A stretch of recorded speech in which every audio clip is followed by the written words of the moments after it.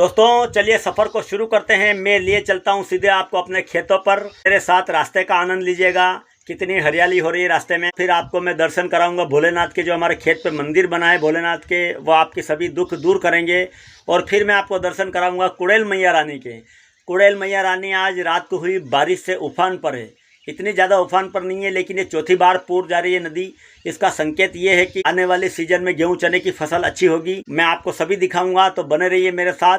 Video को शुरू करते हैं। जय श्री राम। राम राम दोस्तों, आज का दिन हम किसानों के लिए बड़ा खुशी का दिन है, क्योंकि आज रात को हमारे रूनखेड़ा में हुई झमाझम बारिश से कुड़ेल मैया रानी उफान पर है। मैं आपको सीधे लिए चलता हूँ कुड़ेल नदी के दर्शन कराने, जो हमारे खेतों के पास से बहती हुई जा रही है। देखिए आप, एक खेतों में और आसपास की जगहों में पानी भरा है, लेकिन हमारे यहाँ पिछले 10-12 दिनों से बारिश नहीं हुई थी, जिसकी वजह से सोयाबीन में जो कलियां हैं वो खिलने वाली थी, जो फलियां हैं वो आने वाली है और आ चुकी है। कई सोयाबीन में तो जो अलग अलग वेरायटी की सोयाबीन है। चप्पल पहने, छतरी उठाई और निकल चुका मैं। बारिश होने के बाद भी मैं चप्पल पहनकर खेतों पर आया, इसलिए मैं भाग्यशाली हूँ, क्योंकि हमने गर्मी में 3 किलोमीटर का रास्ता नदी में से रेत डालकर जो बनाया था। हम सभी मित्रों ने, सभी खेत वालों ने, आस पड़ोस के जितने भी इस रास्ते का उपयोग करते हैं, उन सभी भाइयों ने इसमें पैसे दिए, अपना समय दिया, अपने ट्रैक्टर लगाए, और आज हम सभी भगवान की दया से सुखी हैं। हम कार लेकर खेत पर आ सकते हैं, हम चप्पल पहनकर खेतों पर आ सकते हो। आपसे भी निवेदन है कि आप भी अपने आसपास कहीं खेत का रास्ता खराब है तो उसको सही करिए। रास्ता खेतों का सही होगा तो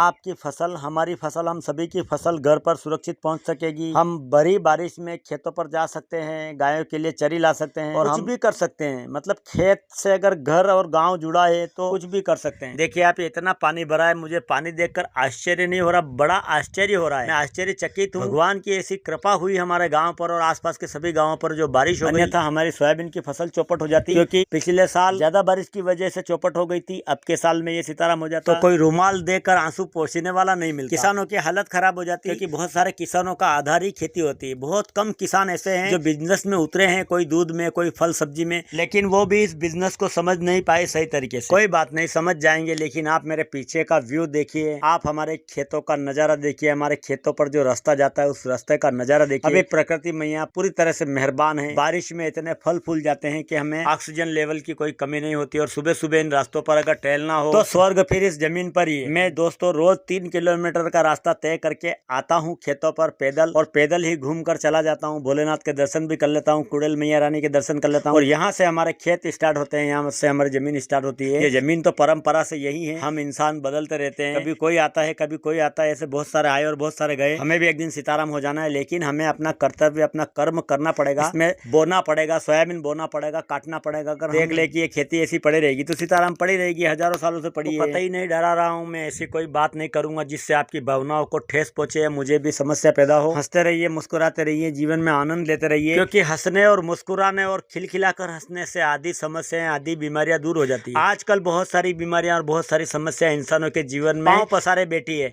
इंसान को 1 मिनट का समय नहीं है, क्योंकि वो अपने खुद से ही लड़ रहा है, अपने अंदर बीमारियों से ही लड़ रहा है। पता नहीं क्या क्या सोच रहा है। छोटे बच्चे देखो, उनको अलग सोच रहे हैं, माता पिता अलग सोच रहे हैं, बूढ़े बुजुर्ग अलग सोच रहे हैं। कोई ये कह रहा है कि मेरा अपमान हो गया है, कोई ये कह रहा है कि मैंने अपमान कर दिया, कोई ये कह रहा है कि मुझे नींद नहीं आ रही है, कोई ये सोच रहा है कि मैं खाना नहीं खा पा रहा हूँ, और सभी खा रहे हैं और सभी आनंद। ऐसी कोई बात नहीं है, समस्या नहीं है, कोई भी दिक्कत नहीं है, सब बढ़िया है, महाकाल की कृपा है। बस मन छोटे हो गए लोगों के। कहीं लड़ाई देखनी हो, कहीं किसी को मारना हो, कहीं कोई खून खराबा हो जाता है तो उसमें लोग बड़ा इंटरेस्ट लेते हैं। लेकिन कहीं सुंदरकांड करवा लो, अब मैं तो सुंदरकांड करने जाता हूँ आपके आशीर्वाद से, आपके प्रेम से और महाकाल के आशीर्वाद। किसी के पास सुंदरकांड करवा लो तो समय नहीं है, पैसा नहीं, बहुत पैसा मांग रहे हो और ये कर रहे हो। अरे क्या करोगे रे जीवन में। और दारू पीने के लिए पैसा खूब सारा, लड़ाई करने के लिए खूब सारा पैसा। बहुत सारे लोग, हजारों लाखों करोड़ों लोग करते हैं ऐसा, सभी करो, लेकिन कम से कम हरि भजन, हरि कीर्तन, हरि गुणगान तो कम से कम करना चाहिए। ये भी न कर सको तो किसी की टांगे तो मत खींचो रे। शिव नमः पार्वती बते हर हर महादेव, नर्मदे हर। धर्म की जय हो, अधर्म का नाश हो, प्राणियों में सद्भावना हो, विश्व का कल्याण हो। ये बारिश का पानी देखकर मुझे बड़ा आनंद महसूस हो रहा है। मैंने अभी खाना भी नहीं खाया और चाय पीकर मैं सीधा खेतों पर आ गया हूँ और बड़ा खुश हूँ, बड़ा आनंद महसूस कर रहा हूँ। इसके लिए देखिए आप, कुड़ेल मैया रानी इतनी बहती हुई जा रही है और इन्हें देखकर मुझे बड़ा आनंद आ रहा है। और मोर बोल रहे हैं, पंछी बोल रहे हैं और बड़ा ही आनंदित महसूस हो रहा है। ऐसा हो रहा है कि जैसे मैं स्वर्ग में घूम रहा हूँ, क्योंकि आने वाली फसल के लिए ये बारिश अच्छी है। और मिलते हैं अगले वीडियो में। अगर चैनल पर आ गए हो तो सब्सक्राइब कर लो। जय महाकाल।